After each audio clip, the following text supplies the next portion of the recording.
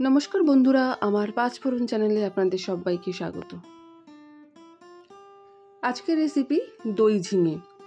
চমৎকার একটি রেসিপি, খুব কম সময়ে তৈরি করে নেওয়া যায় এবং এই দই ঝিঙে দিয়ে যেরকম রুটি পরোটা ভালো লাগে সেরকম গরম গরম ভাতের সঙ্গেও কিন্তু দুর্দান্ত লাগে। পুরো ভিডিওটা তোমরা স্কিপ না করে দেখো এবং কমেন্ট করে অবশ্যই জানাও দই ঝিঙের এই রেসিপি তোমাদের কেমন লাগলো, এবং যারা বাড়িতে বানাবে তারাও কিন্তু অবশ্যই কমেন্ট করবে। আর যারা যারা এখনও আমাকে সাবস্ক্রাইব করোনি অবশ্যই সাবস্ক্রাইব করে আমার পাশে থেকো। আমি এখানে 3টে ঝিঙে নিয়ে নিয়েছিলাম, তোমরা তোমাদের আন্দাজ মতন ঝিঙে নিয়ে নেবে। ঝিঙেগুলোকে যথারীতি ভালো করে ধুয়ে নিয়েছি আগে থেকে, আর নিয়েছি 2টো মিডিয়াম সাইজের পেঁয়াজ। ঝিঙেগুলোর খোসাগুলো খুব ভালো করে ছাড়িয়ে নিতে হবে, যাতে গায়ে কোনো রকম খোসা না থাকে সেই দিকে অবশ্যই লক্ষ্য রাখতে হবে। খুব ভালো করে কিন্তু খোসাগুলো ছাড়িয়ে নিতে হবে। তোমরা ইচ্ছা করলে বটির সাহায্যেও খোসা ছাড়িয়ে নিতে পারো।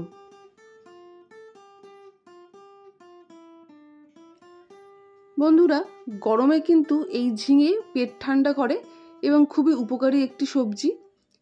ঝিঙে সব রকম রেসিপি ভালো লাগে মোটামুটি, মাছের দিয়ে ঝোল হোক কিংবা ঝিঙে আলু পোস্ত হোক, তার সঙ্গে যদি এরকম টক দই দিয়ে ঝিঙে থাকে তাহলে তো আর কিছুই লাগে না। পুরো ভিডিওটি দেখো আমি কীরমভাবে দই ঝিঙে বানাচ্ছি। দেখতেই পেলে পুরো ঝিঙের খোসাটা আমি ছাড়িয়ে নিলাম। খুব সাবধানে ছাড়াতে হবে, ঝিঙে খুব নরম হয় তাই ভেঙে যাওয়ার সম্ভাবনা বেশি থাকে। আমারও বেশ কয়েকবার ভেঙে গেছে। আমি ভালো করে খোসা ছাড়িয়ে এরকম মাঝখান থেকে লম্বা লম্বা করে কেটে নিচ্ছি। ঝিঙের শেপটা কিন্তু এরকম লম্বা লম্বাই হবে, যেগুলো একটু চওড়া হবে সেখানে তোমরা 2-3 পিস করে নিতে পারো। প্রত্যেকটা ঝিঙে আমি একই রকমভাবে কেটে নিলাম।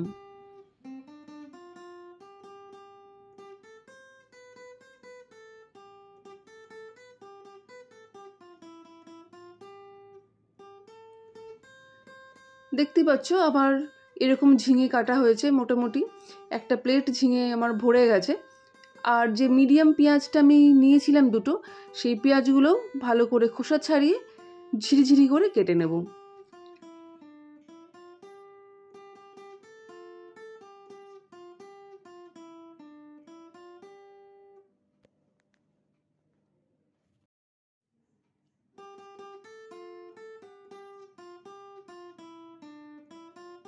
আমি যেভাবে পেঁয়াজ কাটছি ঠিক এরকমভাবে পেঁয়াজ কাটবে। বেশি মোটাও করার দরকার নেই, আবার খুব বেশি পাতলারও দরকার নেই। ঠিক এরকমভাবে পেঁয়াজ 2টো আমি কেটে নিলাম। তোমরাও এইভাবে পেঁয়াজ কেটে নেবে। 3টে ঝিঙের জন্য আমি এখানে 2টো পেঁয়াজ নিয়েছি। তোমরা যদি ঝিঙের পরিমাণটা বাড়াও তাহলে পেঁয়াজের পরিমাণটাও অবশ্যই বাড়িয়ে নিও। পেঁয়াজ ঝিঙে কাটা হয়ে গেছে। কড়াই গরম হওয়াতে আমি 1 টেবিল স্পুন মতন সর্ষের তেল নিয়ে সামান্য পরিমাণে লবণ দিয়ে দিলাম, যাতে আমার গায়ে না ছিটকায় তেল। তাই জন্যে লবণ ছিটানোর পর আমি গরম তেলে দিয়ে দিচ্ছি যে 2টো মিডিয়াম সাইজের পেঁয়াজ আমি কেটে রেখেছিলাম সেই পেঁয়াজগুলো ভালো করে আমি মিডিয়াম থেকে লো আছে আমি ভেজে নেব।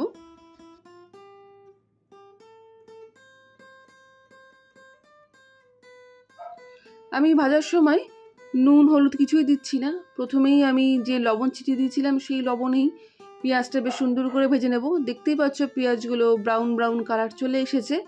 ঠিক এই সময় আমি দিয়ে দিচ্ছি যে লম্বা লম্বা করে আমি ঝিঙেগুলো কেটে রেখেছিলাম সেই ঝিঙে কাটাগুলো। ঝিঙে দেওয়ার পর তোমরা গ্যাসের আঁচ অবশ্যই বাড়িয়ে দিও, কারণ ঝিঙেতে বেশি পরিমাণে জল থাকে। মিডিয়াম বা লো আছে ঝিঙেটা ভাজলে ওর থেকে আরও বেশি পরিমাণ জল বেরিয়ে যাবে, তাই হাই ফ্লেমে ঝিঙেটা বেশ সুন্দর করে ভাজতে হবে। ঝিঙেটা ভাজার সময় আমি এবার দিয়ে দিচ্ছি পরিমাণ মতন হলুদ এবং আন্দাজ মতন লবণ। লবণ আর হলুদ দিয়ে বেশ সুন্দর করে লালচে লালচে করে ভেজে নিতে হবে। গ্যাসের আঁচ হাইতে রাখবেন, মিডিয়াম বা লো করার একদমই দরকার নেই।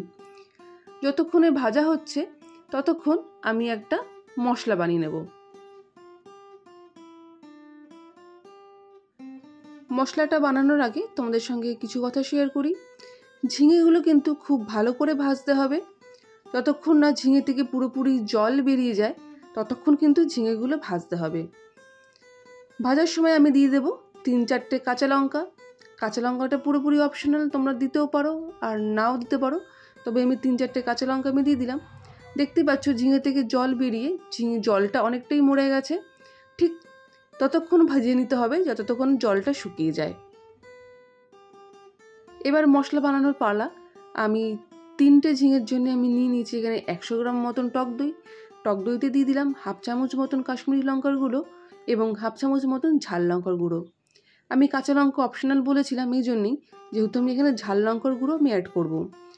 এখানেও বলে রাখি ঝাল লঙ্কার গুঁড়ো কিন্তু এখানে ম্যান্ডেটরি। ঝাল লঙ্কার গুঁড়ো না দিলে প্রপার কালারও আসবে না, প্রপার টেস্টও আসবে না। ভালো করে জলটা আমার শুকিয়ে গেছে ঝিঙের, ঠিক এই সময় দিচ্ছি 1/2 চামচ মতন জিরে গুঁড়ো। জিরে গুঁড়োটা কিন্তু দিতেই হবে, জিরে গুঁড়ো না দিলে এর প্রপার টেস্টটা একদমই আসবে না। জিরে গুঁড়ো দিয়েও কোনো জল দেওয়ার একদমই প্রয়োজন নেই। 3 থেকে 4 মিনিট মিডিয়াম আঁচ করে ভেজে নিতে হবে। দেখতেই পাচ্ছ ঝিঙের কালার কতটা চেঞ্জ হয়ে গেছে এবং পরিমাণও কতটা কমে এসছে। জিরেটা বেশ ভালো করে ভাজা ভাজা হয়ে গেলে যে টক দইটা আমি লঙ্কার গুঁড়ো দিয়ে গুলিয়ে রেখেছিলাম সেই টক দইটা দিয়ে দিলাম।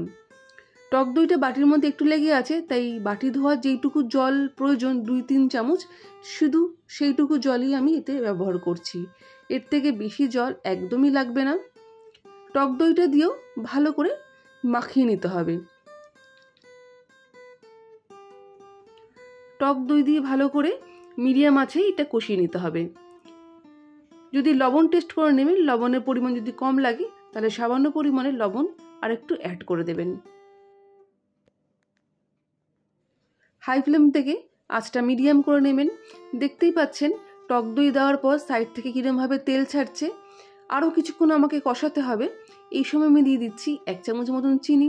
চিনিটা কিন্তু ম্যান্ডেটরি, যেহেতু টক দই দিয়েছি। চিনিটা না দিলে প্রপার ব্যালেন্স আসবে না টেস্টে। চিনি দেওয়ার পর আরও 2 মিনিট মতন মিডিয়াম আঁচে কুক করে নিতে হবে। চারিপাশ থেকে সুন্দর একটা তেল বেরিয়েছে, রঙটাও কত সুন্দর হয়েছে দেখতেই পাচ্ছ। 2-3 মিনিট কুক করার পর গ্যাসের আঁচটা বন্ধ করে দিলেই দই ঝিঙে কিন্তু একদম রেডি।